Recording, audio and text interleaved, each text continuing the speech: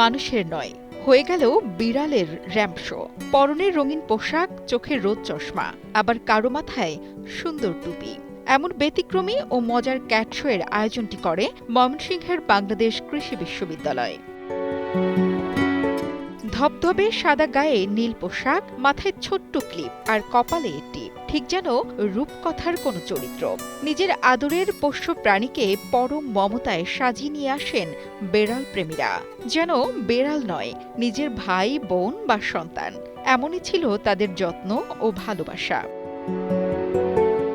আয়োজনে অংশ নেয় শতাধিক দেশি বিদেশি প্রজাতির বিড়াল। পার্সিয়ান, বেঙ্গল সহ নানা জাতের বিড়াল তাদের নিজ নিজ রূপ আর সাজে মুগ্ধ করে দর্শকদের।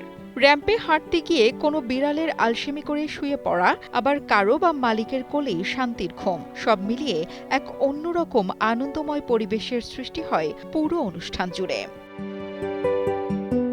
যখন কোথাও কোথাও প্রাণীরা নৃশংসতার শিকার, অনেকে করেন অবহেলা, বিদ্রূপ, সেখানে এমন আয়োজনের জন্য উদ্যোক্তাদের ধন্যবাদ জানান অংশগ্রহণকারীরা। I'm so glad that people actually have awareness about animals nowadays and also take them very seriously like human also. তিনি বলছিলেন, আমি খুবই আনন্দিত যে এখন মানুষের মধ্যে পশুদের নিয়ে সচেতনতা তৈরি হয়েছে। এ ধরনের অনুষ্ঠান নিয়মিত হোক, তিনি এই প্রত্যাশাও করেন। আগের বছর পুরস্কার পেয়ে এবারও এসেছিলেন এমন প্রতিযোগীও। 2025-এ সেম ভাবে আয়োজন করা হয়েছিল, সে ওইখানে দ্বিতীয় স্থান অধিকার করেছে। ইনশাআল্লাহ আশা করি এবারেও সে হয়তো কোনো কিছু হবে। দেশের মানুষকে প্রতিদিন সুরক্ষিত রাখার প্রত্যয় নিয়ে এলো সেফ রাউন্ড সুইচ। আয়োজকরা বলছেন, শুধু প্রতিযোগিতা বা বিনোদন দেওয়া তাদের উদ্দেশ্য নয়। তারা চাইছেন সব ধরনের প্রাণীর প্রতি মানুষের ভালোবাসা বাড়ুক। প্রাণীদের সুরক্ষায় করা হয়েছে প্রাণী কল্যাণ আইন 2019। পোষা প্রাণী যারা পালছেন এবং আইনটি বাস্তবায়ন করানো যাদের কাজ, সবাইকে সচেতন করাও তাদের উদ্দেশ্য। আমরা যারা পেট ওনার্স আছে, পেট ওনার্স না, আমরা যত যেমন লাইভ অ্যানিমেল, লার্জ অ্যানিমেল আছে, যারা আমরা অ্যানিমেল পালন করি, ট্রান্সপোর্ট করি, যারা আমরা স্লটার হাউসে কাজ করি, আমাদের সবাইকে কিন্তু প্রাণী কল্যাণ আইন 2019 এটাকে মাথায় রেখে কাজ করতে হবে।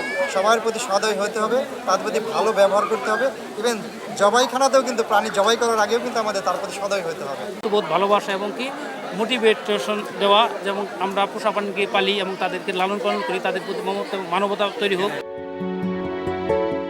সম্প্রতি একটি অসহায় কুকুরকে মুখে তুলে নেয় বাগেরহাটের খানজাহান আলী মাজারের দিঘির কুমির। নির্মম এই দৃশ্য যারাই দেখেছেন তারাই ব্যথিত ও ক্ষুব্ধ হয়েছেন। প্রাণীরা আমাদের প্রকৃতির অংশ। গৃহপালিত হোক কিংবা পথের দুস্থ প্রাণী, সবই আমাদের প্রকৃতির অংশ। প্রকৃতির টিকে থাকার প্রয়োজনে প্রাণীদের ভালোবাসতে হবে, দিতে হবে নিরাপত্তা। আলাদিন সানির পাঠানো তথ্য ও ভিডিও চিত্রে ডেস্ক রিপোর্ট, কালের কণ্ঠ।